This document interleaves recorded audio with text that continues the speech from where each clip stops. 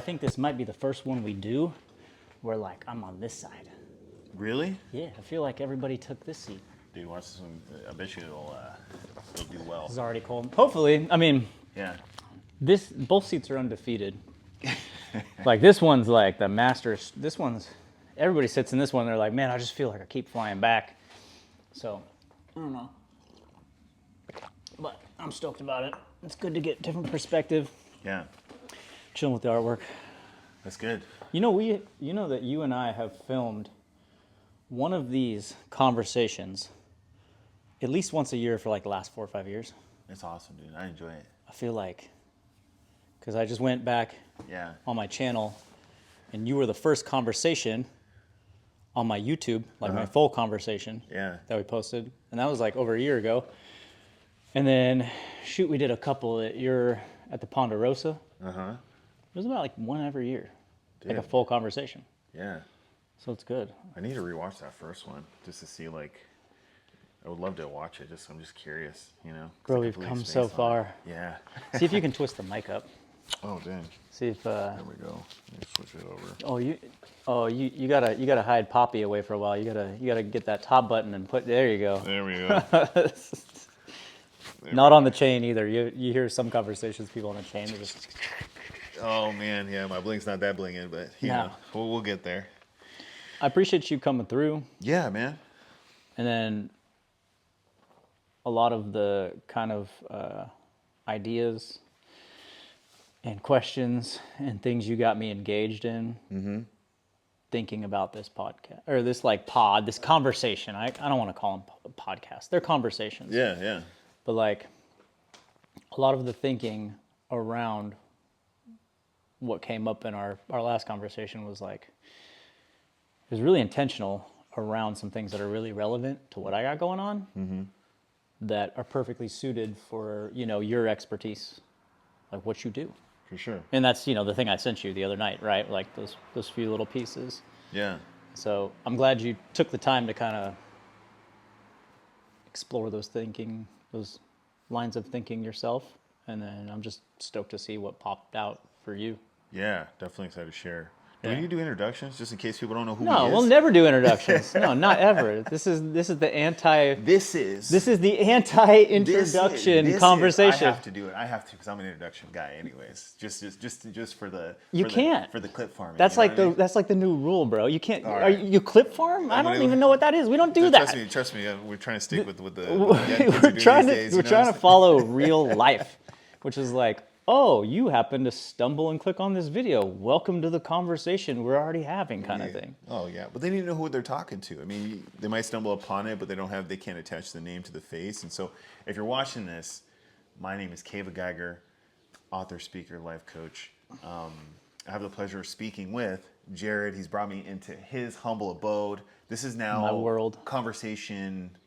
We were just kind of rehearsing about how many conversations we had over the year. We're we on like 4 or 5 at this point now?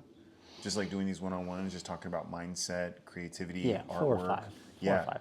So probably 4 or 5. So if there's an episode, this is now episode 4 or 5 with Jared and Kiva. So. Oh, just the Jared and Kiva, yeah, just 4 or 5 with us. On the channel, this is not. There's been a bunch. There's been a bunch so far, which is fun. This is the Freedom America Special Edition, if anything. 250, yeah, that's right. Tomorrow's 4th of July, so this is Freedom 250. Yeah, but no, just jumping into it, man. I appreciate like us kind of talking about this because this has been a big thing for me a lot. I think in what I do and just my perspective on it is just. We have a lot of things that are always coming within our own experience. And so when a lot of things are coming in our experience, there might be some things that we don't really need, some things that we just like, wow, how'd that happen? And like, this is exactly what I need and what's going on in my life. And so one of the successes that I've had a lot, and, I've seen you kind of really run with it in your own way is just the thinking around curiosity, like being curious of something to a point of like so curious about the details, how the makeup is. Like, I appreciate that about you because you go really in depth. Like we were just talking about like the colors when you choose the colors, the shapes and designs. And so it's like you know, someone could be like this many steps ahead, but when, you know, you and I have conversations, I always find you to be like 5 steps ahead in the process. And I really, to me, it makes me appreciate the value that you put into what you do. It's not like you pop up, pour a cup of coffee and just pop out here, you know, and you just do your thing. It's just like, no, there's a system and a process. And that was actually really helpful for me. Us kind of like talking a little bit about that before, because it helps me understand a lot more of like what really works well for you and why it works well for you. And it's because you have a process, and it's because you're open to that and that structure versus, you know, just versus like something else that wouldn't work, right? You figured out what works for you, which is awesome. But, you know, I think kind of going to that curiosity is, you know, the question that always comes into mind. And it is a sales question a lot of times that I use in conversations, but it is also a realistic question to getting deeper into the curiosity of people. And it's just like, are you open? Right. Yeah. You know, and I remember, you know, when we were talking about certain things, it's like that would be the way to get access to the subconscious to get a real decision. But I'm curious for you, like when you think about, you know, your curiosity and your openness, like how has that served you in a way, and then what has that protected you from? I think also just Ooh, that is brilliant. How has it served me, and what has it protected me from? Mm-hmm. Yeah, dude, that's your specialty right there, dude. That's like paradox in nature. It's like, because both things are equal at the same time. Yeah. Like there is something that's serving me, but there's also something that's protecting me from. I would say for me, and this is a common theme, we'll start with the bad news, which is like, I can dive too far into something too quick at times where I become distracted from the priority thing I need to do. Ooh. You know what I mean? So like, yeah, I can follow, but it's also an emotional thing, right? Like interest sparks emotion, and an emotion of excitement. And you're like, oh, and just like first love, you're blind. You know what I'm saying? And like, you know, Shorty's got 5 other boyfriends you're blind to too, right? But like, you're just enamored, you're in love, and like, oh, I can't think of anything else. Like, oh, I'm late to my job. Like everything bad is happening in the back, but you're like, it's all good. You know what I mean? So like, it can be like that where I'm just, something is so captivated my openness and my curiosity, and not everything that's presented itself to me is for me. So like, I've had to learn how to temper my excitement around things that are like really, yeah, I'm curious to them. I'm really into it, you know, because like I could make a lifetime study of things that like I'm curious about, but it's like, is that my mission? You know what I mean? I think most common, just a quick side note to kind of touch on this point before I move over to the good news. Most common, and we notice this about some of the neighbors around here, is like their life business isn't the thing that they're focused on.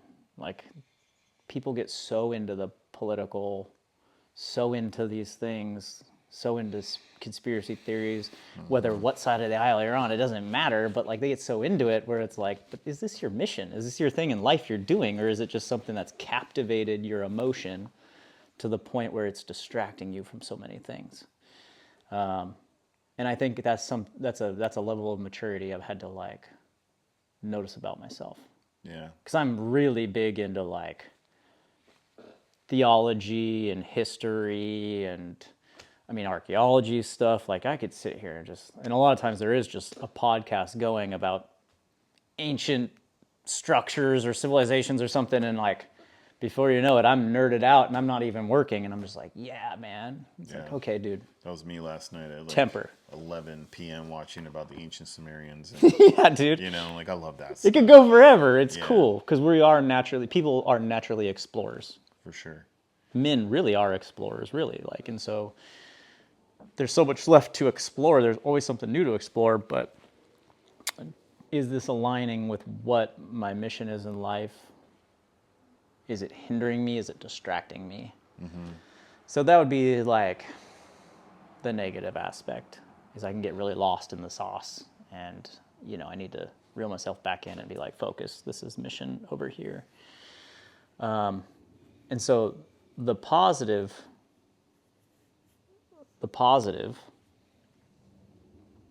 just touch on it again so I can spark the positive, because I got really deep into the negative. The positive was, you asked the question again. What's the thing it's distracting me from, and then what's the thing it's doing for me? Protecting you from. So it's like in the concept of when we make a decision around something, right? It's what we're focused on, like being open and being curious. I think actually a good segue point is how you mentioned about like the distractions of other things. Like that can definitely take away from your curiosity. That can definitely take away from your focus, for sure. But whatever we commit our time to, that's what we commit our time to, and that's what we say yes to. And so then that's where the curiosity and the focus becomes like the focal point. Yeah. Not something on an external influence, right? But just like, it could be anything in your day-to-day life that's really important to you, that you decide to invest in your energy into. That's very, obviously there'll be positives and negatives, right? However you view it. But how can you take that experience of something you're focusing on and then see that it's actually doing something good for you, like protecting you from your energy being somewhere else, or spending it with something or someone that doesn't, deserve your time and your energy, right? Because I think we run into that the older we get, like our friend groups get smaller and smaller and smaller, and we understand, obviously, as we get older, time is just, it seems to be going faster in a way. And so with that in our face and being aware of it, and then having the ability to make a decision and choose something completely different, I think what has been admirable in my experience is to see how you're laser focused and you're still open to being curious, to open to new things, but you're not open to everything. So then it's like, I guess like going back is a very long way of saying it, but it's like, because you're open to a specific thing and not everything, that's your protection, I guess, in a sense. I'm curious about that, like how you protect yourself from all, because it's like anything, right? You create all this success in something you do, and then everyone and everything starts coming in, right? Yeah. And so how do you protect yourself from, all the extra stuff and stay focused on what's important? Yeah. Okay, so I'll tear this out quite a bit. You'll like this. Okay. So I used to watch a lot of X-Men in the 90s, right? Like X-Men was the jam, dude, of course. X-Men And so 97, one of the characters I loved, wasn't my personal favorite, but like I just loved thinking about it as I got older, was Cyclops. So Cyclops without the shades, bro, his superpower is burning down the world, because he's just, that laser eye is just going everywhere. It's just burning everything. It's just destructive, dude. Nonstop. And so like I treat that like my focus, literally, because my focus is so curious and so like, like I can really powerfully focus. And so like in the wrong direction, it's incredibly negative, to the point where I can get lost. And I've gotten lost for seasons, 6 months, a year, 2 years, just going like, and it's like, what am I doing, dude? And so to circle back to what you'd mentioned about the painting, and speaking about, we were talking about color palettes. You were talking about Mariah's interior design, and then how I choose color palettes for my paintings. That is a positive example of guiding my focus into the thing that I'm supposed to be doing and working on, a priority, right? So art, priority in my life. That's my business, that's what I do, that's who I am, that's my focus, my mission, right? One of my skill sets that was not up to par, other skill sets were better, some worse, right? One of the worst ones for me, one of the things I suffered with not being good at, was color theory and choosing colors and all that stuff. And so I spent time deep diving into just learning color and how it plays with other things, how it works in different environments and different structures, all this other stuff, right? And that's, I was able to tell you the details of how I've been able to organize it and align it with the thing that I do, like focus that energy, right? So like that's a positive example of like what I've been able to do with that, because that grew my ability to produce and output things that were not there before. It brought a new level of expertise, a new level of development, a new level of professionalism that just wasn't there before, because now my work that I'm producing is a little more in alignment with the people like Mariah, interior designers, other art professionals, so that when we speak, we're not this anymore, we're like level playing field. Yeah. And so that's a positive example of how I was able to kind of put the glasses on and protect Cyclops power from destroying my own world, and then really drive it in on something that was a priority, and it was what I was supposed to do in life. Like one of my mentors in life, man I used to work for, but we were working together one time, putting up a banner on a lift or something, and just like, working together, and he was just like, Jared, you know what makes life rich? And I was like, yeah, tell me, bro. Like you have like God money, like what? Tell me. And I'm thinking like whatever, and he goes, the details. I was like, what? He goes, the details make life rich. And I was like, oh, that's really good. I was like, that's so good. Because when I do dive into things, like I just like, it's like being at a buffet. I'm just like, give me that detail, blah, blah, blah, give me that detail. It's like a buffet of details. Just give me details. Like it makes like something so rich. You know what I mean? And so I dive in on details on all sorts of things, but not all things are for me, and I need to focus that. And so that's a good example of how I've been able to hyper-focus that on the thing to grow that silo world I need to be in, not these other worlds I shouldn't be in. For sure. Yeah, I love that, because, I think about like, when I think about, like, are you open to these things, especially when I'm like having like a sales conversation with somebody and they're, because we're all looking for some like transformation at some point, right? Like sales is transformation. It's just part of service. But I love I love the introduction of how it changed my perspective of a lot of things, because I realized like I was always saying no to the things I really needed to say yes to. And I was saying yes to too many things that did not bring me back the return. It was like the law of diminishing return. It was just constantly taking from me. And I thought by saying yes, it was like the best thing for me.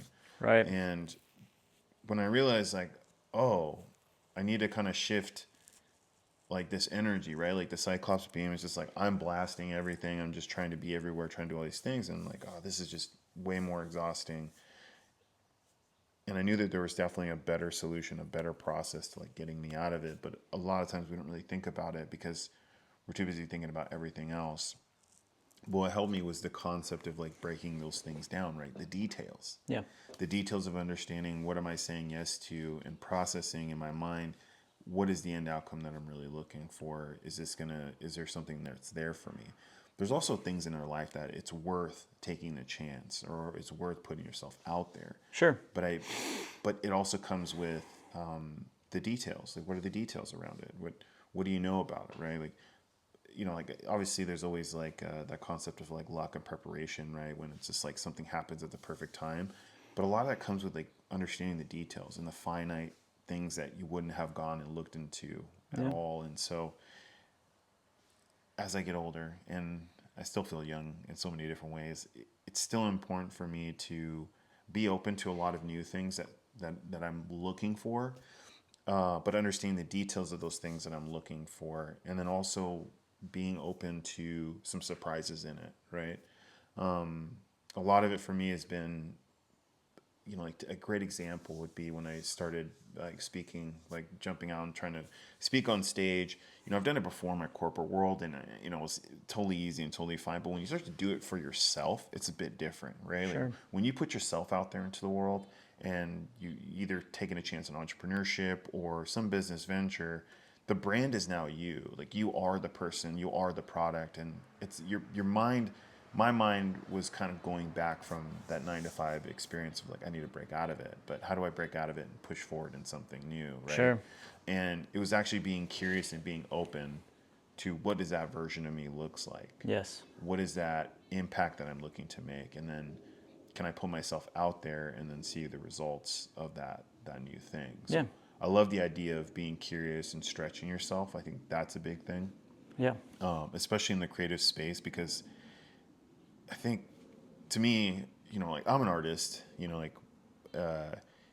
my own way. Like I do a lot of drawing, abstract stuff. We've talked about it, and I really enjoy it. Coming from that space, and then even like putting out like projects or like that I've spoke on, or like I did my first keynote last year, and it's like a project to me that I put out. It was my concept of like how I believe and understand networking, how to be the most effective person in any room, and then how to protect your energy, because you don't want to share with the entire room. You really, what I found out is like focusing it on people, the right people, being curious of those people, the type of people you want to be around. Your mind will find it will gravitate you towards that. And so it is a bit of a concept when we talk about like, can you be curious, can you be open, and then like where does that like exploration take you, right? Yes. And I think this is a good point of where that exploration takes you like that certainty and clarity. So when you see, you take all these experiences that you've had recently, and where you're going with your art and where you're going with these new ventures in yourself, how is that exploration giving you like clarity and certainty in this new area? Yeah. So I'll set the precedent, kind of like, I think for what both of us have been getting at is like, there's always a caveat. And I like how you framed that first question, because you were like, there is polarity in everything. Both things can exist at the same time and be true. Like that's the nature of the reality we live in. That's life. So like, I can hyper focus in things and say no to many, many other things that are intriguing to me.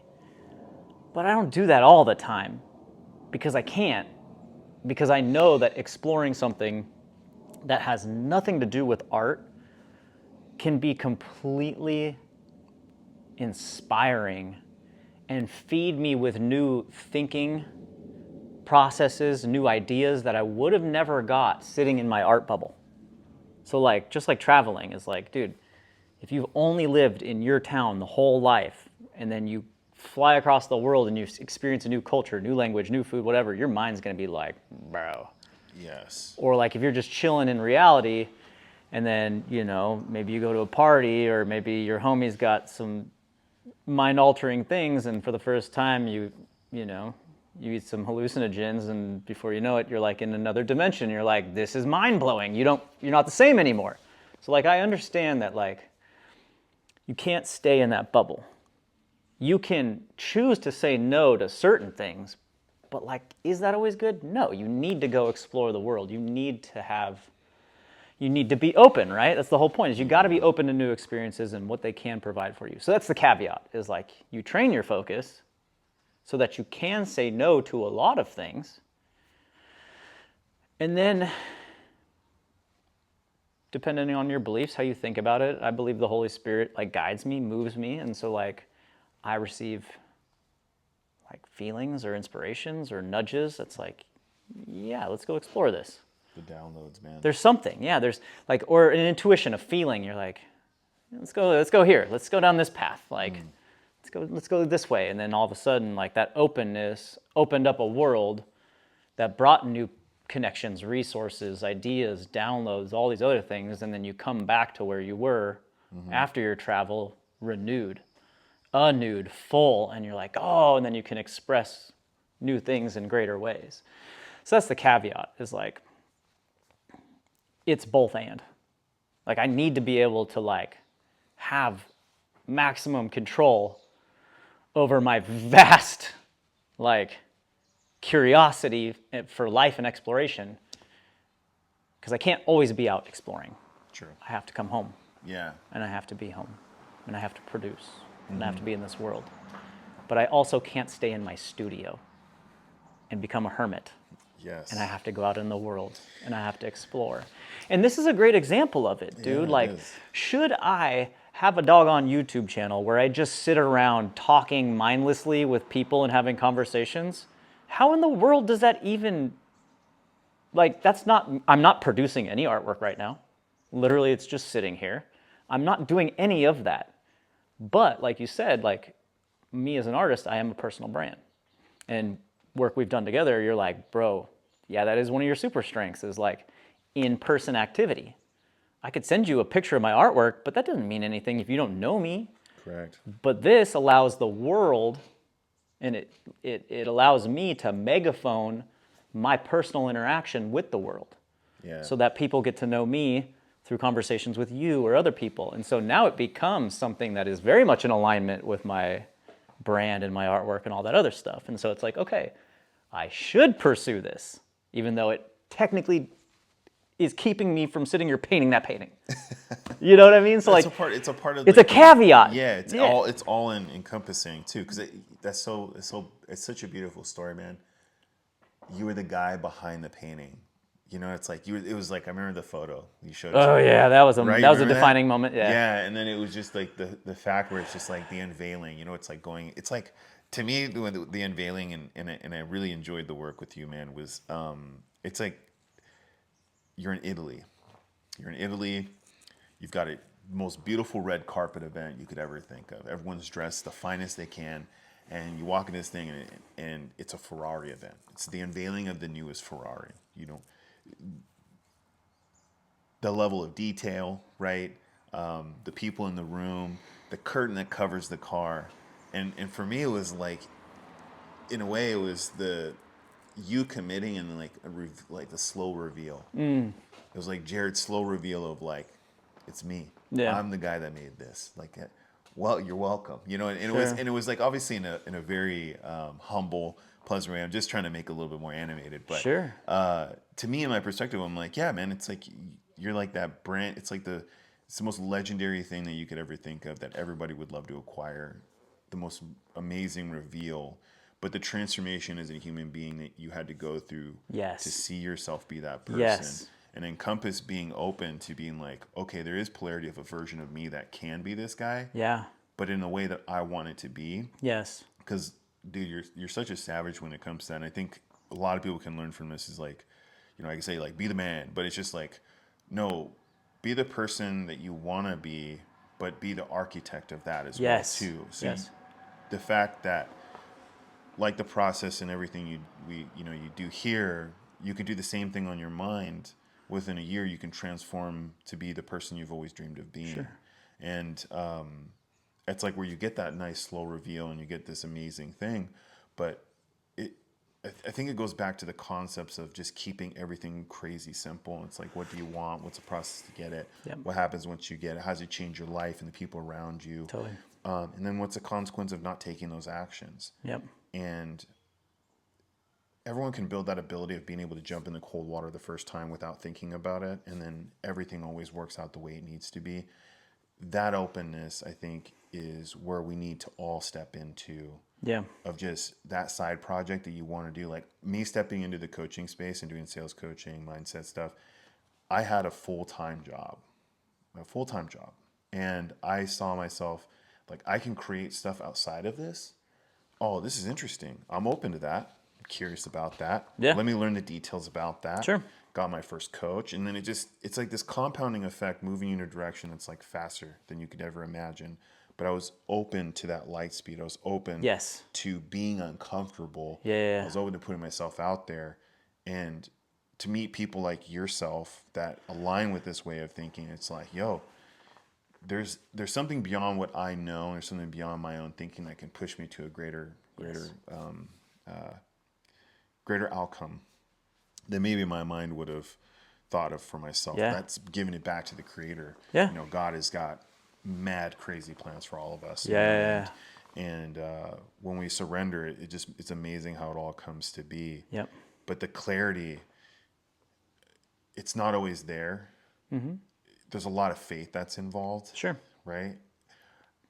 For you taking these chances, because you've taken a lot of chances too. And I love talking about this because I feel like you and I we're not gamblers, but we definitely like to gamble on ourselves. Well, we're not risk averse at all. Yeah. Like it's like full sin, bro. Yeah, it's full sin. Yeah. And there's a way of controlling that power, which is really cool. Yes. You know, and to see you do it on a consistent basis, not only in your business, with your family, how you connect, it always goes back to being in the outside world. Because just like you said, it's so easy to be comfortable in the hermit. Yep. And to be antisocial and Yep. to not express yourself. But what I realize is the fullest expression is being uncomfortable and putting yourself out there, even when you don't want to be. Yep. You never know what something that speaks a conversation. And yesterday was a great example. You know, I was like, it's kind of late. I should probably go home. And I ran into a buddy as I was walking by, and he was just going to a spot to watch a couple of the games. And I'm glad that I did, because the conversation that we had was a conversation I needed to have. Yeah. And it wouldn't have happened if I hadn't put myself out there and let a small limitation of like, I'm a little tired. Yep. I shouldn't go do this. But thinking about what's the end outcome. It's like, you know, I love helping people. I love helping them get better in the things they want to get better in. But how much of the faith, like, do you just throw into the faith basket before you like make the decision? To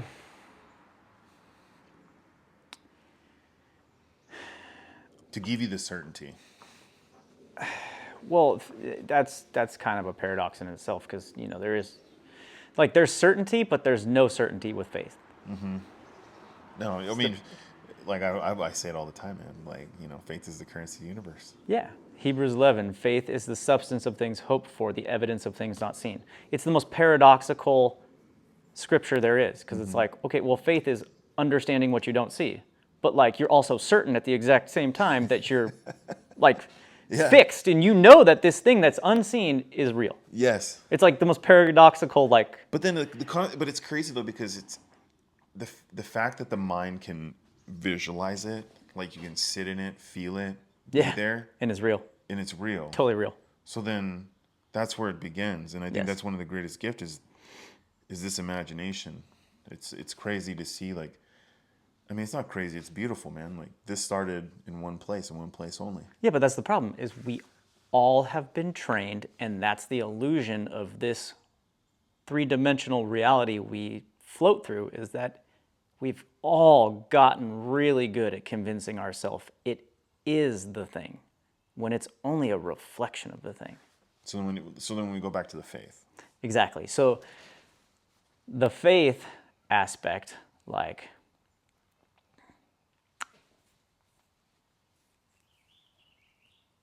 I appreciate the way you started it with the unveiling, because just like I said a second ago, where we've done a really good job of programming ourselves, or most of us are raised by other people who program us with some stuff that they got going on, and then we just keep doing it. Yeah. And then we got new stuff that we program in ourselves when we're adults, and then we just are unaware and we don't know what we're doing. Or you can wake up and then you can change it. But that story was cool because we all have, you remember the old cartoons, they have the angel and the devil? Mm-hmm. Like, I think about it a lot. That's our conscience, by the way. Like, we know right from wrong, like whatever. But like, I think it's more like there's two versions of ourselves. There's future self, and then there's old self. Mm.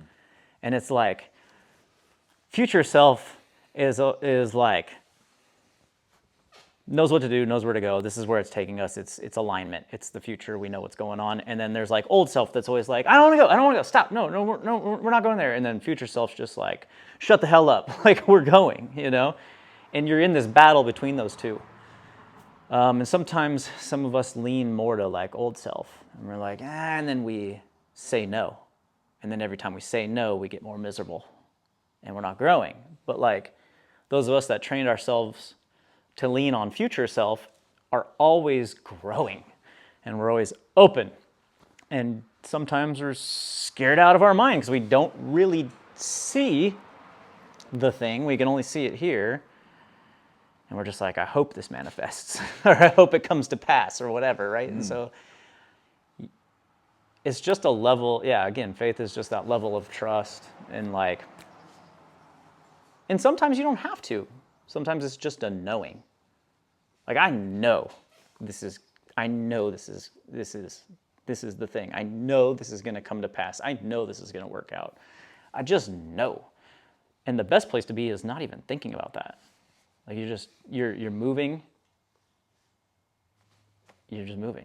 You are just moving. And you're not even thinking about it. Like, I felt that way when I first started graffiti. I was 13. I was too young to conceptually know, but something in me was I'm captivated. I'm doing this. I'm moving forward. I had experiences no, you're not going to do that. And I'm like, well, screw you. I'm doing this. And that's the knowing that just blows past all the things that are in your way. The knowing just is that thing that's carrying you. And then we become adults and we begin to pay attention, and then we begin to reason, and then we begin to do those other things. And I'm just, with the graffiti, I was fortunate to be so young that I was more in the knowing and less in the thinking. Mm-hmm. But I definitely had to get to the spot with this where my programming and the things I grew up with was hiding myself, the true self, hiding me. And all the things that are good and God ordained and the richness and abundance and all the good things that are meant to come to me in life are on the other side of that. And so I have to blow through that to get to the other side. So we all pay for, in transaction, we all pay for that thing by murdering the old self all the time. Yeah. It's hey man, blah, blah, blah, shut the hell up. We're doing this. You don't have any say in this, and so you have to really train yourself, if you're used to being this way, mm-hmm. to constantly renew your mind to living this way. Because it happens. We all have it pop up. It's oh man, that's not going to work. I was shut the hell up. It is going to work out. This is the thing. Yeah. And so that was my paradox, was I wanted to embody this person, mm-hmm. the person I'm becoming. Yeah. But I was on the other side, and I needed to kill that person and not embody that person anymore. I have to become and embody this person. And the only way to do it, say yes and be open to sitting down and doing this. Be open to those experiences. Be open to putting the painting down and not hiding myself and letting the entire crowd talk to me, look at me, expose myself. True. So that was very, very challenging. Yeah. I love what you're saying, man, because it's interesting in some of the work that I do. I mean, now it makes me realize a lot of the pre-program or the story that we tell ourselves. It's almost like what you're saying, it's like the program. So you have this pre-scripted story around this thing, and then you attach emotions and feelings to it, and then that becomes the way that you comprehend it or accept it. But understanding that you can be curious and look at it at a different way and be what if this was completely opposite? What if I could completely change this 100%? Yeah. What would I have to let go of in order for me to receive it? And I love how you said it's we got to let go of this identity of this person. And to me, in my mind, a lot of the times the way, I look at it, so then I'm really conscious of it is, and I don't want to be too harsh when I say it, but I'm killing off the weakness, the weak parts of me. But I still loved that person that I was in that time got me to this point. Right. But it's not the vehicle that can take me to the next thing. Sure. It's not so much weaknesses, it's just not serving that thing. Exactly. Right. Because it's a part of who I was and the actions that I took. And, the ego is trying to hold on so tough to where it's at. And there's this saying where the subconscious, again, be careful what I say when I say like ego, because people interpret it different, but your subconscious will hold an identity or something, and then when it doesn't change, it almost wants to bring you back. It's like, haha, it'll poke at you. I told you you'd be the same. I told you things wouldn't be this way. But the breakthrough is being able to be resilient and go through the same thing to then push you to get the new result. Like there's that like the terror barrier, where it's when you say you want this thing, then you have to give something of yourself. Like you have to release something of yourself to receive the new thing that you want to come in. And there's no way to ascend in this life if you're not willing to go through some level of pain and releasing some attachment to the old person that you were, because like you got to be open. You have to be open to transformation. You have to be open to constantly evolving. You have to be open to learning things new. And again, you don't have to, but I recommend it based off of the interactions that we have and the distractions that are always there. We constantly got to keep evolving, interacting into the world to receive new downloads and to be present with what's happening. Yes. And the more we're open to that, the more it helps us see the details. Yes. So we're not blinded by the distractions, because again, the distractions are common. Like the blue screen, like that thing is always in your face, and it isn't a distraction. Sure. Can you teach yourself how to make this thing serve you to help you see more? And I love that we're talking about details, because everything is about details. Sure. Like the fact of, when you think about the dream car that you have, like anyone that's an expert of something that they love, they know the details. They love it in and out. Yeah. What happens when you talk to somebody? Then you trust them. It's like going to a mechanic that has been doing this for the last 20 years, working on Jeeps and only knows Jeeps. And it's like, if I take my Jeep to that guy, I know that guy's going to be able to fix my Jeep, right? It's the same concept with people in their fields and what they do. You want to talk to an expert. You don't want to talk to some guy off the street. Like you wouldn't ask a homeless guy for financial advice. You know what I mean? No. So the details are important. And the more time that we spend consciously in the details, it's interesting, the new thing that we see. That's if you go back and you think of like why the F was Mr. Miyagi having a wax on, wax off, wax on, wax off. You see it so early in the movie, and then all of a sudden you see him go. He's like, oh, yeah. Whoa, what? He's just like going left and right. Yep. He's just doing these crazy things. And you're like, oh, that's so sick. Now that makes sense. That's your daily life, and focusing on the things that you don't want to have to focus on. That's you learning about the details. That's you pushing yourself beyond the normal limit to then acquire something greater. And again, the faith, I love it. It's the magical piece that bonds everything together. Sometimes you don't need to see it, but just believe it, and then it all really resonates together. But the interesting part is when you get so dialed in on that, you start to see less of your energy like going other ways, like creatively, spiritually. Your energy doesn't get like taken away, or you don't, like the concept of like the owner versus the victim, where you own every action that happens in your life versus blaming everything on underneath the sun. Sure. Of why you can't have it and why you can't live it, and whatever. But it goes into like where do we go from that? Because now now you've figured it out in a certain sense of what really works really well for you.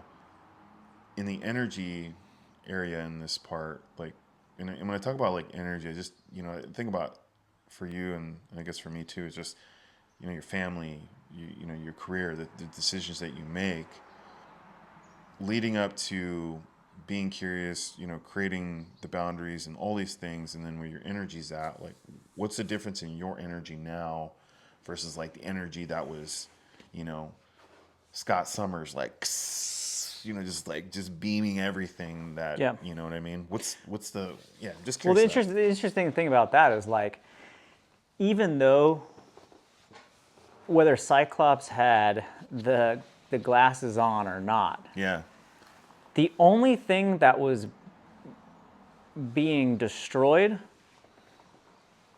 was the direction of his focus. Because that energy beam isn't 360. It's like one thing. So like, if he kept moving his focus, then he could destroy everything in 360. But like, if he just focused it, if he just kept looking at one spot, it would just burn the hole straight through whatever. So like, I see that focus as like, that's how we keep momentum flowing in that direction.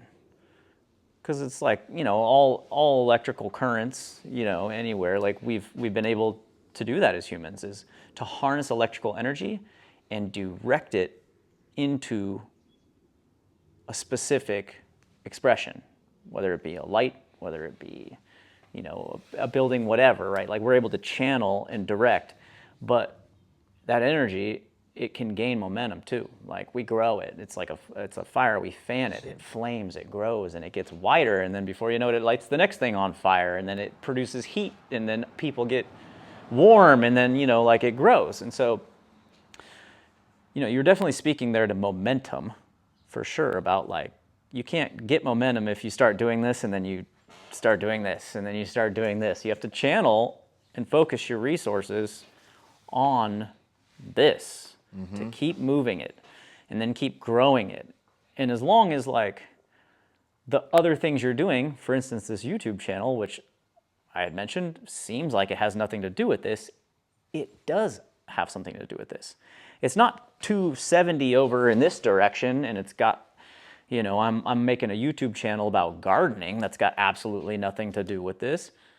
It might be a hobby and interest, but like, and maybe eventually people that like gardening might like my art, whatever, it's a little thing, but like this very much, I'm channeling all of my effort in an organized way to speak to people about life as art, about things that come alive and all these other things, right? So it's all about like marshaling every force to kind of move in that direction and organize it. Yeah, sort of like an army, dude. Like, like you can have 2,000 guys on a battlefield, but like without the leader to really galvanize like the cavalry, or like even in the modern world, like, right, we have like, you know, platoons and fire teams, like, okay, well on the ground level, like, yo, my riflemen are, you know, they're supplementing and helping out, you know, my machine gun crew, my mortar guys, and then before you know it, you just keep going up. And then you got guys on the battlefield that are moving around artillery, they're moving around tanks, they're moving around like air assets. They're like, dude, like you're orchestrating. You're like the conductor of this orchestra, and you're bringing to bear like you're marshaling and bringing to bear like the totality of this like juggernaut, whether it be an army and the outcome is violence, or whether this thing is an art studio producing art. Like you're marshaling all these forces in this massive move and wave of momentum, and it just overcomes things. It can't be unstopped. Like it just juggernauts, dude. So like that's the marshaling of the momentum, and that's what singular people really struggle with sometimes. At least, you know, artists, creative people, right? Because again, your focus, I'm open here, like, oh man, trust me. That's something that took a lot of work for me, was learning how to organize my thinking. Like learning how to organize my thinking and focus my thinking, you know? Because like you touched on that point of, it's the concept of gaslighting.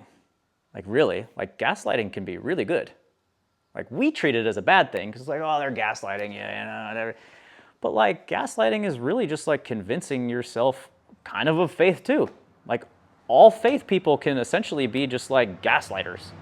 Because it's just like, bro, yeah, like this thing's gonna happen. It's like, yeah, well, I don't see it. Yeah, well, it doesn't matter because like this is gonna happen. And then you just really reprogram your mind to absolutely cult-like believe something that just isn't even really here yet. And that's what all entrepreneurs are like. They have a vision of something that's not manifest, may not manifest for years. and they're just gaslighting the crap out of themselves every day. And then they start hiring people, gaslighting the crap out of all of them. And then those people go out in the world to sell and build clientele, and they're gaslighting the crap out of the people that they're going to serve. And then those people go out and then they start putting it out in the world, and then all people are seeing the marketing and they're getting gaslit like crazy. And then before you know it, the entire world is just like, gaslit. Yeah, there it is. Yeah. So like gaslighting can be negative in the sense that like culture talks about gaslighting, but like that's a really positive example of how that operates. True. And that momentum takes over. 100%. I think a prime example, and I posted about this, is we've seen the world come together in such a beautiful way because of the World Cup in America. Like you're seeing the Japanese hang out with the Mexicans hang out with the Colombians, and it's just a unification of all of the world in one place, and the news not gaslighting everything about why the world is wrong, why you should hate your neighbor and your next person, and all those things. And I agree. Like there's just, we can completely change the way that we think about things by being open to these new experiences and not judging them as they come in a positive way. And it's funny you say gaslit. It's to me, it's like it's like redirecting like what you could see as something negative into like a positive, and it gives me more clarity around like conversations like this that I have like with like my friends, and dude, I appreciate these because it reminds me the value of a conversation that you can have with anybody at any time. Yes. To relate with them and connect with them. And one of the greatest things I ever learned like in my sales career is, and it really helped me out, is we all have one thing in common, right? That brings us together. Right now, it's awesome to see the United States. It's definitely, soccer, football, right? But that just is like the catalyst to more that we can connect on and really vibe with, and like push forward in a positive way. I loved your explanation on that, man. It got me thinking, and then it also put me in a perspective of where we align our energy. Has to be protected by the people that we want to be around. When we make that decision and then we commit to that, it's amazing like what will actually like come into our lives. Specifically, and I'm excited to see what happens when we all just continue to keep moving in this direction. I think as a collective, I think there's a lot that's definitely like changing. I think a lot with like AI and human connection is really important, and like expression. When you're talking about doing this as like a podcast and then being out there, is really interesting. In my mind, this is what popped up. This is a full body experience that people get when I'm getting right now, just so you know. I'm in the studio, I'm getting the full body experience because I'm understanding the story, the details behind each piece. I'm getting to know the thought process of the individual that's creating it, what's important to him, why it's important, what you and I have in common, which builds me so much more of a connection to what you're doing and a support, right? And being able to, like watch this and to re-listen to this, or someone that's actually listening to this as an artist and that might be struggling and trying to figure out like, I don't know what I'm doing. Nobody knows what they're doing. As much as you hear the other person look or appear more confident on a blue screen, the base reality is understanding that you have to change the way you think by becoming the person that you are scared of becoming. And you have to do things that you've never done before in order to see the other side of it. And that is the hero's journey. That is all of our journeys, is conquering something in our life that enables us to have access to more of what we truly want. But the question always becomes, it's like, are you willing and wanting to take this endeavor? And there's no perfect time. It's not going to feel right. It's just like putting in the work, man. It's just putting in the work, but having the trust. There's a lot of moving elements to it, but it makes sense once you're on the other side, even though you don't know what's going to happen. Yeah. And I like what you said, but again, all things can be true at two times, like, or at the same time, right? Yeah. Like both opposing things can be true, which is like, at times, yeah, it's not easy, but like there are times when it's so effortlessly easy. And that's the problem, that like we overcomplicate so many things as people. Do you know why we do it? Well, I mean, again, we're reasoning and meaning creatures. Yeah. Like we like you were talking about, we attach meaning to things when there shouldn't be meaning sometimes. Just keep, like the KISS thing when everyone's like, keep it Simple, stupid. Yes. Like you just, like, it's so easy, and especially, again, like me with the details, like my brain can create the most complex like thing ever, and I'm just like, dude. But it can be easy, and we have that conscience, like, you know, like the little angel and devil, like we have a conscience and we have intuition. And the people out there that are struggling, it's not complex. Like, you are in a place of struggle because there's incongruency. You're not in alignment. When things are in alignment, it's effortless and life is flowing. And when you are in alignment, everything else is flowing easier to and through you. And so, like, if you're in that place where you're struggling, which I've been many, many times, it's just because I was out of alignment. But you got to be there too. You got it, yeah, it happens. You can't have a rainy day. No, and a sunny no, day. yep. It's like, exactly. that is the quintessential character building, like, moments. Like, you got to be crying. You got to be emotional. You got to be like, I don't even know if I want to do this anymore. Right. It's a part of the process. Like, I've been hanging out with a lot more millionaires, and you know, we were talking about this last time, and then you start to see this mindset, this perspective, this people have a different program. I want that program. I want that mindset. I want that way of thinking. So then I'm not stuck in this way that was preventing me from seeing the other side. Right.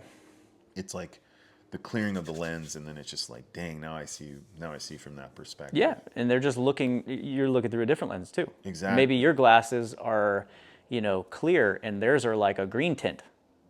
Like, maybe there's red tinted glasses, maybe there's yellow tinted glasses, maybe there's like a blue polarized version. Like, you're seeing the world totally different through each one. And sure. Maybe you don't need to clean your lens, maybe you just need to, like, get rid of those and get a different lens. Like, again, like, yes, it's a really, really good thing to suffer, like, in certain ways. Like, if you're feeling that, if you are feeling off, if you're feeling like everything's really, really hard, contrast creates clarity. The only thing it should mean to you is, I'm out of alignment. Something isn't right. It's screaming at you. You got a 5-alarm, like, fire going on. So what am I doing? Because what I'm doing is probably the opposite of what I should be doing. And that's all it should tell you. But I think it should just tell you, bro, like, I'm doing all this.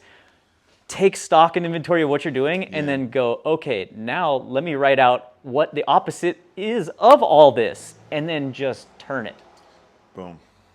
You know, like, Gary Vee was on the Dad Gang. They just did that one, right? And Gary Vee was talking about, like, man, I watch these guys. They just go home, they drink a 6-pack every night, and they watch TV, and they sit there on their phone. And he's like, all these guys, they could, their life could change in a very short period of time. They could grow a business, dude, if they just took that phone.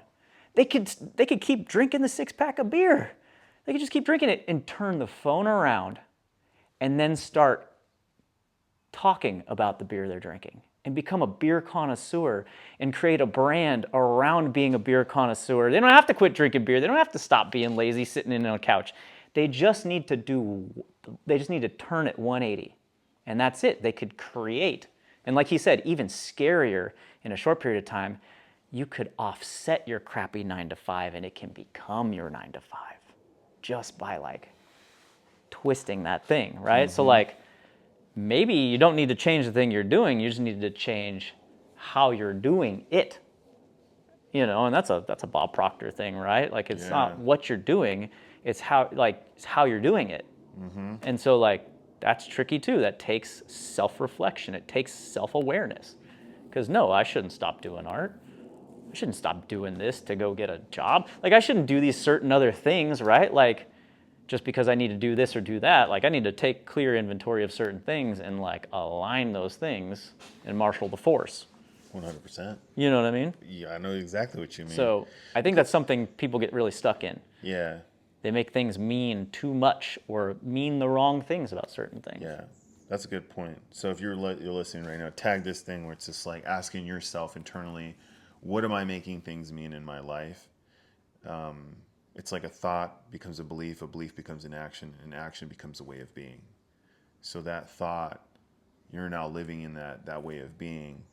Curiosity is the precursor to shattering that world of what you've already made it mean, to being curious of an outcome that is much more favorable, much more desirable, being curious of the actions that you need to take, and then trusting that process with immense faith, without any fucking doubt, dude. And then seeing the execution and understanding that if I can do this once, I can do it again. And if I could do this in one area of my life, what other areas am I now blind to that I can create awareness behind, that I can then apply the same actions? Totally. It's powerful. It's scary. It's uncertain. But damn, dude, you don't have a lot of time. Yeah. And the openness never ends. To put the cherry on top of that, the openness never ends. Like that's the best with, like all those things you just said, you end it with, this is the best I've got for right now.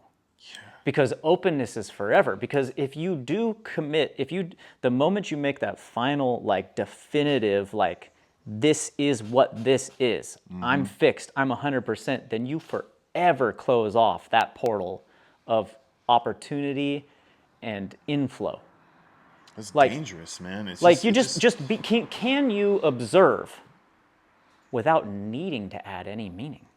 Can you just observe?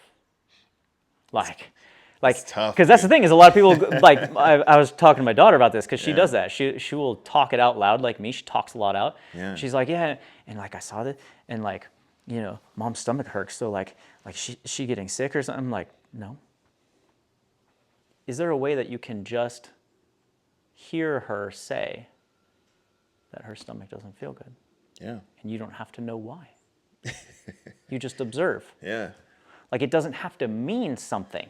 It wasn't the chimichangas last night. No, and like and you know how I mean, you know what I'm saying? Like we do this, dude. Anybody with a wife or a spouse or anybody, any relationship is like, we all are like watching them. We're a little bit hyper vigilant. We're like, they walk in the door like, you okay? You good?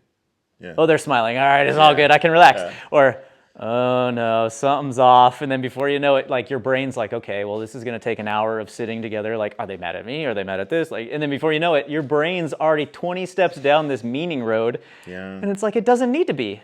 Dude, 100%. You just need to be open. Just like it creates like useless arguments in a lot of different ways, but that's just them. Yes, exactly. And then you sit and listen, and then they reveal it. And then you just listen. You know, can you do that? It reminds me of like that.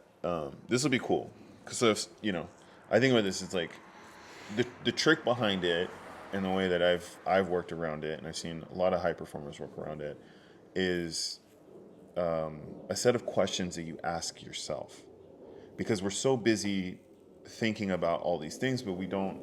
You know, the mind is running so fast; it's already processing. It's coming to conclusions. You know, the lens of your experiences from whatever it was. But you can simplify by asking yourself questions.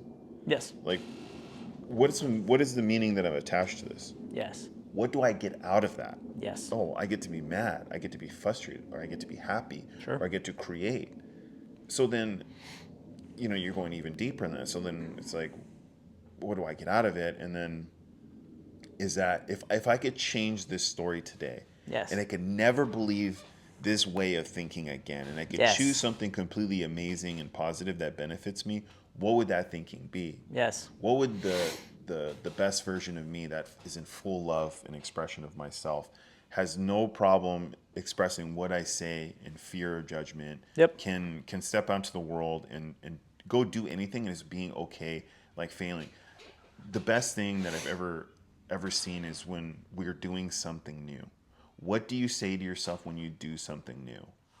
Oh, Because yeah. you know, it's like, obviously you're gonna have grace for yourself, like, oh yeah, you're new doing this, you know, you're gonna have the learning curve, you're gonna do okay. The challenge that can happen is when you become older and you're doing something new. I suck, I'm not good at it, blah, blah, That's blah. exactly what I was just thinking, is the moment you do the new thing, Yes. like a lot of people should just experiment, go do a new thing, Yeah. and then try to watch their mind the whole time they do the new thing, because Golf. exactly, you're gonna Bro. have every mindset and like belief that you've ever had speaking to you. You've seen the rawest me, man, of anything. Because when we've gone golfing together, that is the rawest me, even when I'm just playing the worst game. Oh, sure, Which sure, feels yeah, like yeah, every yeah, game, yeah. you know. For sure. But you know, I've always had like a couple of good ones, and I'm proud of it. But that is one of the greatest places that you can see what's going on in your head, because of like how you're talking to yourself Bro. in between us not chatting or chatting in between. It's just Yeah. like, what is a That's- thought that I have? And then when I do get a compliment, do I receive it well? Yes. That was like the two things that popped That's in my what's head become today. so fun for the world to watch golf, is because Netflix did such a good job of showing you the actual person. Yes. Like, you used to just watch these people golf. You didn't know who they were. Mm-hmm. You're just like, oh, I know that this guy's really good at golf. But like, now you get to watch the humanity of the people. What is he going and through? you're What is he sitting there thinking like, about? oh my God, okay, is Scotty Scheffler having a good week? Or is he going to get to Saturday and throw his club across because he had an emotional shift that like he couldn't contain, and he just like had a tantrum? Or like, you know what I mean? You see people like Rory would like melt under the pressure on like a last day, or like all the humanity of these people and belief systems just pour out in their experience. And you don't know what's going on in their own life too. And you don't know what's going on in their own life. But That's a part of the game too. Right. Because it's just like us, we show up to our jobs, we show up to the studio, we show up and doing these things, and what's important that you said is you have a process. Yeah. Doesn't matter if you're feeling good, not feeling good, if the coffee's hot, the coffee's cold. There's a process. If you stick to the process and you love the process, because the process is there to serve you. It's there for you to be in love with it, and it helps the progression of something. hit me with some of the notes, bro. You asked me for some notes. Yes. And I'm we glad you do a did. really good job of like organic flow, which is powerful, bro. We did We just did an hour of like We just epic did flow. Yeah, we did completely on just, you know, like the flow of everything. The close is kind of where we're at right now, actually. Okay, so what do we hit? Like, let's do rapid fire, like not complexity. Let's do the opposite of what we've been doing, which is flow and complexity. Let's do 20-second answers, 30-second answers. Okay. See if we can do it back and forth. For sure. So,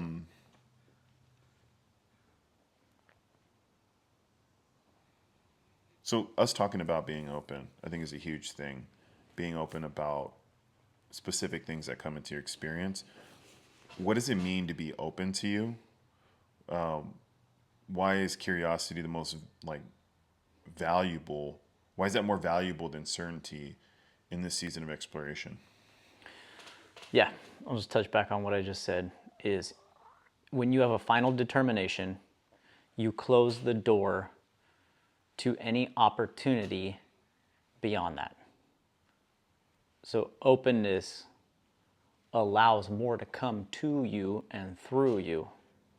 So keep all doors open. Keep all mindsets from determining any meaning around it. And just, it allows more to come to you. Can I add to that? Yeah. What I would add to that is I truly believe in that same thing, like being open to the certain things. I think the accuracy of that certainty and that curiosity is just like a going back to like what you're open to and what you're not open to. And it's very interesting of like when you say you're open to these things, what does show up, and then discerning from those things like yes, no, no. Because at the end of the day, you can't say yes to everything. Right.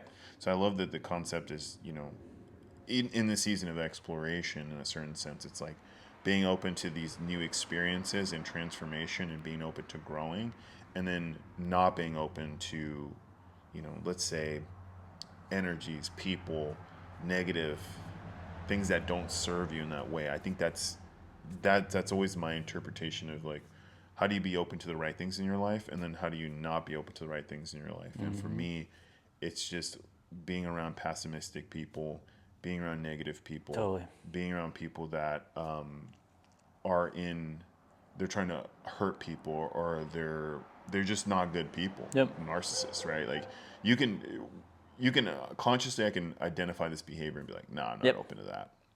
When we talk about for you in the understanding of like exploration, like trying new things, following like what it feels to be alive, and letting these experiences like teach us instead of assuming we already know, like for you in exploration in this season, how is it serving you? Oh man, I'm in a big expansion phase. But I'm in an alignment. I'm in a big alignment position. So positionally, I have aligned myself with the future version of who I'm supposed to become versus what I was doing. So I overstayed my welcome in some employment that was out of alignment with who I'm supposed to become, or it also was done teaching me certain things. I was planted in a garden I wasn't supposed to be planted in anymore. Similar to starting out growing a flower in a very tiny pot. In order to grow, I need to be moved into a bigger garden.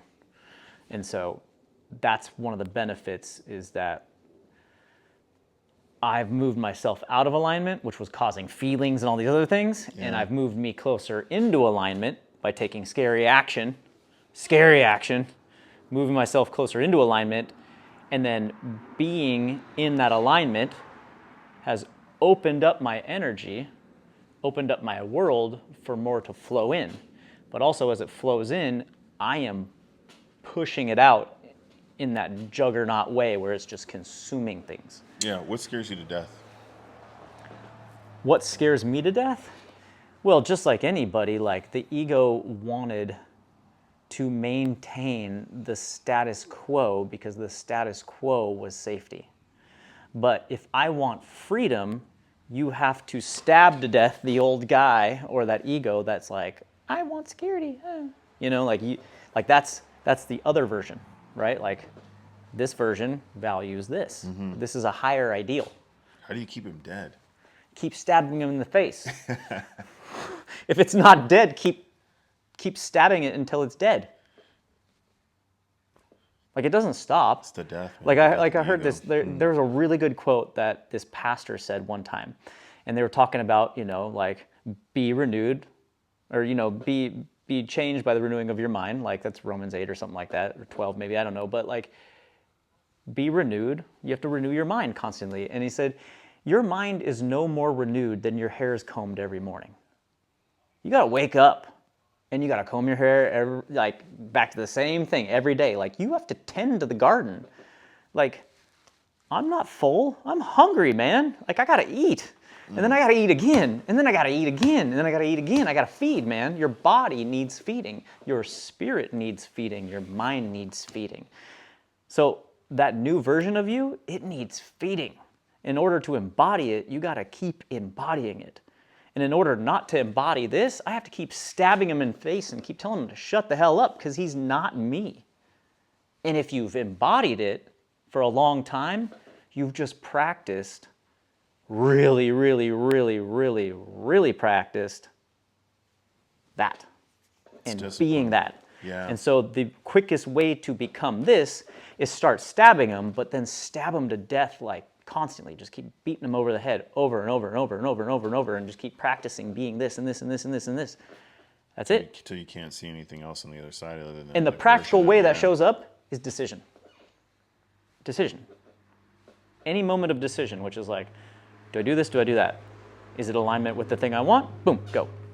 It's just it's a, in the military, it's like the OODA loop, right? Observe, orient, I don't remember the other ones, but the point is it's just observe, orient, and then you move. You decide and you move. You just do, and it's a process. It's a simple mental process that just keeps running. And we do it a lot in negative ways for us, and then we do it a lot in the ways we want for the expression. And so if you just guide it, run that program constantly, it's reps. So my final question, because I love asking this one, man, because you're a father, you got a family, you've put yourself in this position to really explore and navigate a lot of uncertainty, I think, in different moments in your life. But I asked this question for like that dad and or that young guy that's really wanting to chase something, like chase their passion that they feel is like something their deepest calling. And like how you came in and realized, like, hitman style, like I gotta take this out, this person, this 9 to 5 mentality, and to express myself in a completely different way. And it's completely different. It's almost an unlearning and of that person that was there. Sure. And becoming this like new. But what advice do you have somebody that's like wanting to just do this? Because, you and I will make our jokes and stuff about, entrepreneurship and things like that. But this isn't for the weak.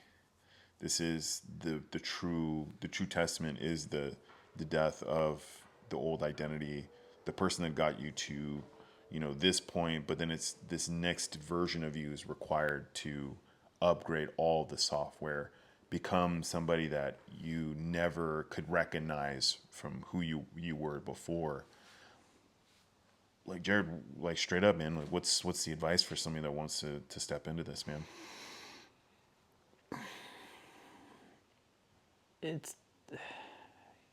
I just think, like, we as people, I mean, men and women too, but like men are built, we all have these similarities. Exploration. We want to explore. Like we want an adventure. We want the pilgrimage. We say we want it easy. We want to relax, but like we don't feel fully alive when we do that, right? Like lions are the most lazy and miserable when they're just laying there and, they're fed. Like the lion is most alive when it's hungry and it needs to hunt and it needs to kill. After it's killed, it goes back to being lethargic and lazy again. And so I think we all have that built within us. And you need to have, like, I really like how you added the family in there, because for me, like, I need more to lose to drive me, to inspire me to go after a thing. Like, if my family's just chilling on the patio and I'm right here, I can relax. Like, they're good.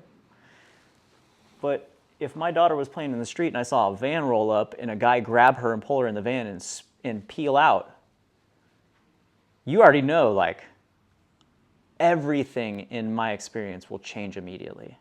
And I'm going to jump into some kind of action that is frightening in comparison to what I was just explaining, which was a very calm, relaxed. I think that's what entrepreneurship really is. That's what anything is that God calls you to. He never calls you to just sit and be lethargic like the lion. You need that stuff to propel you to jump into action. And my family kind of is that for me. If I didn't have my family, I'd have nothing to live for. I'd have nothing to fight for. I wouldn't have a reason. Like, because if it's just me, I don't care. I'd probably still be at the bar drinking. I'd be high, I'd be stoned, like, whatever, dude. I don't have anything to fight for. With them, I have something to fight for, bro. It's like, yeah, the idea of that happening, I would go to a murderous rampage, dude. And yeah, I'd catch them and I would murder the shit out of whoever did it. I'd never see her again in my life, probably. I'd be in a jail cell, but like, she'd be safe. And you gotta have that. You're not going to, and for anybody who wants to be an entrepreneur, if you don't have that, you won't succeed. You won't succeed. You need to have a ferocious drive to move you out of anything. If you're scared to cold call, fucker, put something in front of you, like put a gun, like have somebody put a gun to your head, literally like hand me your credit card. I'm gonna max this bitch out. Like, I will be back in 2 hours. If you haven't made 100 cold calls in 2 hours, you're not getting this card back. I'm maxing it the fuck out. You got a rad credit limit of 25K on here. I'm gonna go shopping, bro. I'm gonna get some nice shit. You'll be on the hook for it. Mm-hmm. Bro, you'll come back. You'll come back in 2 hours. That person made 200 cold calls. You know what I'm saying? Like, you need something on the line to fight for. And if you don't, you're not gonna do it. It just won't happen. So we need to have that. Dude, that was so well said, man. Thing for us. Yeah. You don't, and that's the thing is some people want that. Some people want whatever they think entrepreneurship is. It's not that, bro. Oh, yeah. Like, if you want the reflection, you'll never do it. You gotta want the fight. You gotta want the hunt. You gotta want the person. You gotta want, become, yeah, dude, like. Who will you become on the other side? I think that's. For sure. No, man, when the rubber meets the road, yeah, like, that's when the real come out. Like, that's when you're like, yeah, okay, like, and I've seen this, just when I was in the military. Another example, like, you get people from all over the world, and like, when they show up, you get put through stuff, and it's like, you see those who crumble, and then you see those people that are just like, oh, this man's a gladiator, bro. Like, he had a warrior in him we didn't know about. Mm-hmm. And it can be both. Like, this guy could be 6'8", and he's just a crumbling little sheep, little guy. And then you got another guy that's like, I knew him, dude, like 4 foot, 10, 78-pound Hawaiian guy, most frightening dude I knew. Terrifying, like just a little string bean is like terrifying. Like, I would have never wanted to cross him, and like, you just don't know. You never know, yeah. And so like, you gotta have, like, you either have it or you don't. And that's okay. Some people are meant to be in service to others and work for others and do, like, this world's so complex, but like, not all of us are meant for that either. Some of us are meant to hunt. Some of us are meant to explore. Some of us are meant to go into battle. And if you're that, like, this resonates with you and you know it and you're like, yeah, I want that. I want that. Yeah. Like this, I'm sitting at home, I'm out of alignment. I don't like how I feel. And I don't know what I want, but like what you're saying, I want that. That makes me feel alive. And that's how you know. True. You just know. Yeah, man. I mean, for every action, there's there was a result. I love this thing. It's like ATA. It's like always taking action. So it's like if you're always taking action, a result will provide. And to me, when you step into this space and you go through it, and I've had hard times with it, and seasons where you question what you do, and it's just a part of like the whole process. It's like you're just getting seasoned really, really well through the whole thing, but you gotta understand that you're gonna have some really, really hard times in order for you to become the person. And your experience is so unique because it's your own experience, but there's people that can really relate with stepping out into this, and like there's people that are definitely like risk averse, right? That just don't, they don't want to take it's a little risque, right? But Bob Proctor said it. It's like doing nothing is risky. Yeah, you know what I mean? It's just like doing nothing and dreaming about this thing. And now there's just so much. There's so much.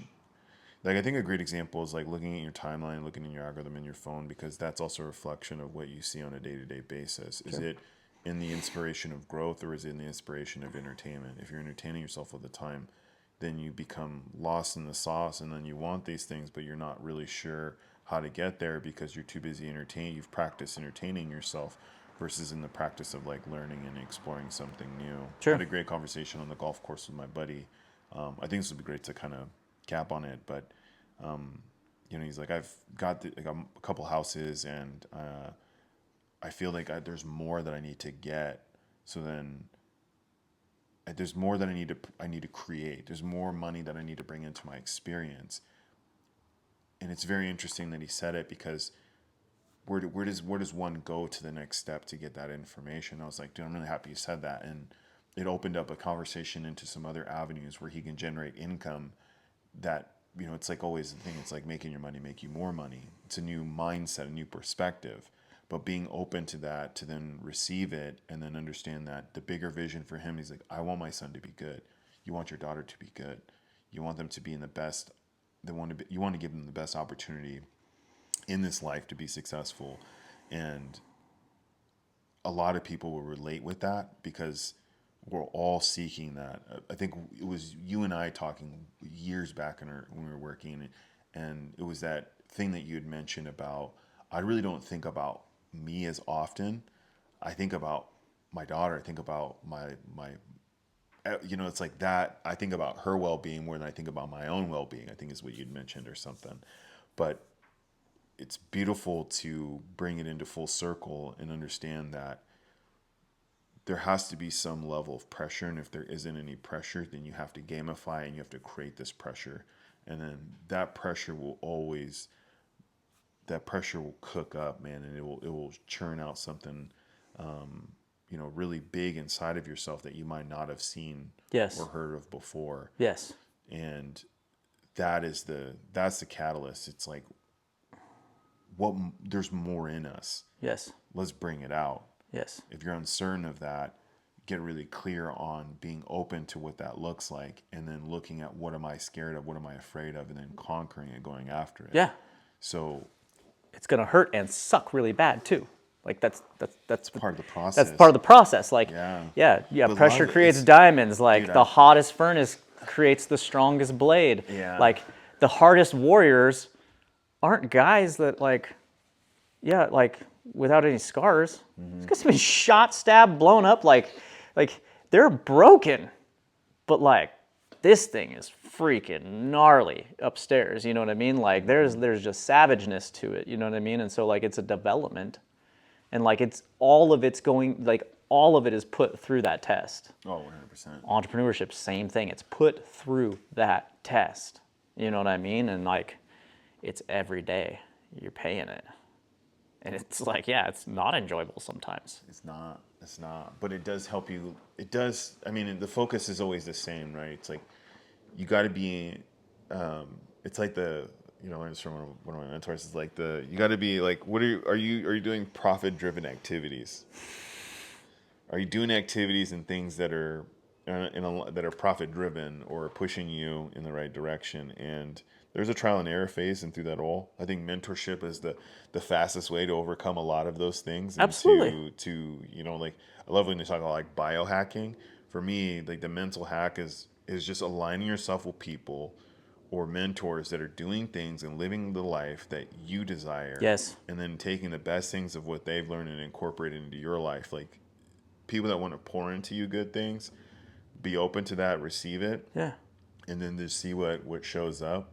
Yeah. I took that same thing when we talk about the gamble. You know, it's like, if I put my energy into this, will something come out of it? Yeah. And every time I've done it, it's phenomenal what has transformed or what has happened. Yes. And to a point where like I'm more addicted to that and expanding on that Yeah. and being curious about that Yeah. and taking chances on that versus something that I might buy that will keep me in my house and away from the world, where I need to find things that will help me be more into the world. Exactly. And then to share things that helped me to help others in the most challenging times in my life, and to understand why I'm going through those things. Yes. You know, it does become full circle, but it becomes full circle when you're around the right people and you're thinking the right things. Because again, you are a product of your environment. I love that we were talking about, you got to move some things around your house a little bit so it changes up. Yep. Because when you do, you know, if you got cats and you move some things around, your cats are like, hey, yo, what's going on around here? Like, you know, that whole concept. But the game is growth. True. It's just growth. Are you stagnant or are you growing? Like this thing, like people will watch this, they'll be like, man, he's got a studio, he's got art, you know, he got all this stuff. And it's like, yeah, but that's not where my growth is. That's not what this is. Yeah. This isn't like, Jared Haviland's like a magnificent artist. Yeah, I'm a great artist. Like, I got some major expertise. I'm creative out the ass. Mm-hmm. That's not where my growth is. My growth is in generating revenue as a business person. Mm-hmm. I'm a creative, dude. I'm right-brained as right-brain gets, dude. Mm-hmm. Like, I can't solve a puzzle, you know, if you asked me to. Like, I'd be able to spot the patterns, but, like, I don't know if I'd solve it. You know what I'm saying? Like, I cannot do a spreadsheet for sure. That's what entrepreneurship is all of it, bro. Like, you're not a business if you're not generating revenue, let alone profit. Like, you aren't doing anything. You just got a hobby. You got a sick hobby, bro. Like, and to a certain degree, bro, like you're looking at a really sick hobby. So, like, my learning lesson isn't getting any better as an artist. It has nothing to do with art, like, at all. It's just got to do with business. Mm-hmm. Like, my massive learning growth is being thrown into business. Mm-hmm. Okay, cool. Like, you've been in business. You've worked for a startup. You've helped build a startup. Like, you see how it grows. Like, you've been a part of it. But, like, yeah, am I gonna have that, like, that drive for the kill of the hunt if I'm kicking back just collecting a 9-to-5 paycheck? Mm-hmm. I don't have that. I'm the lazy lion. Well, how do I get, killer lion? Oh, well, you gotta quit. I gotta get hungry.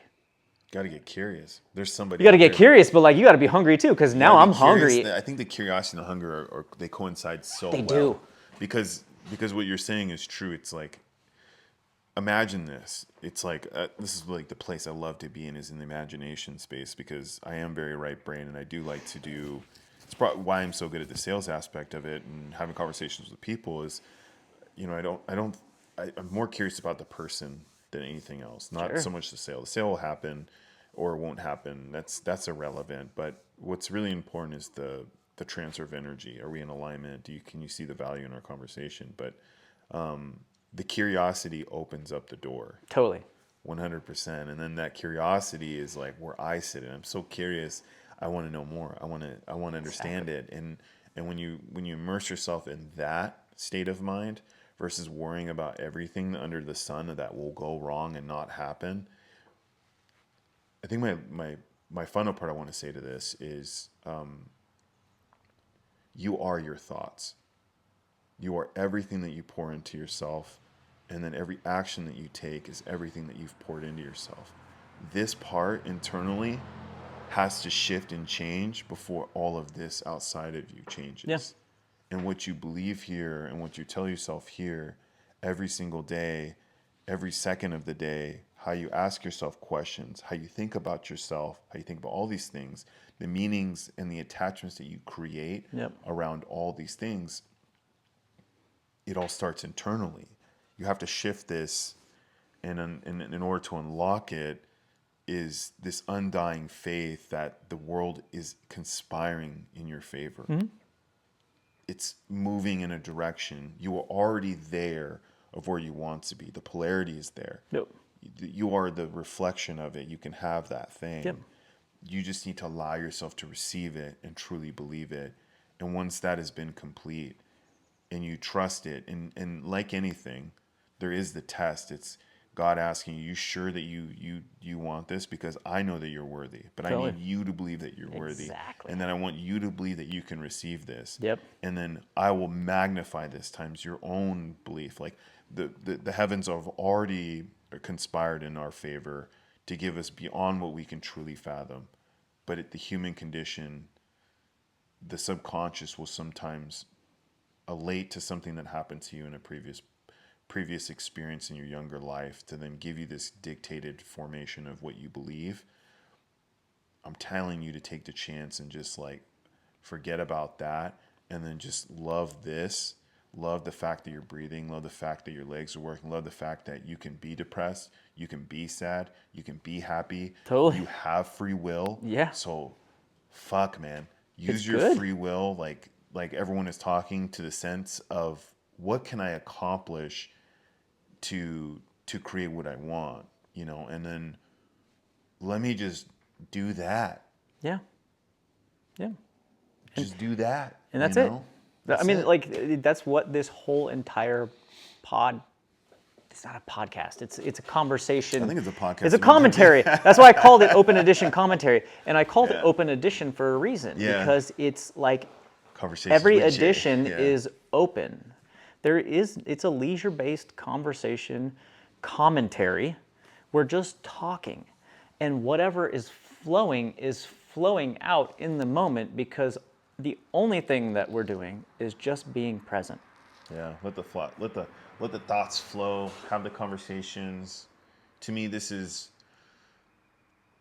the beauty of life, is being able to converse with more people about the dreams and aspirations that we do have, that are not in judgment, that will not shut you down, that will only magnify where you're going to be at, help you build more connections, and then transfer that energy. Yes. And when you constantly in that revolving energy, the reciprocation, it's just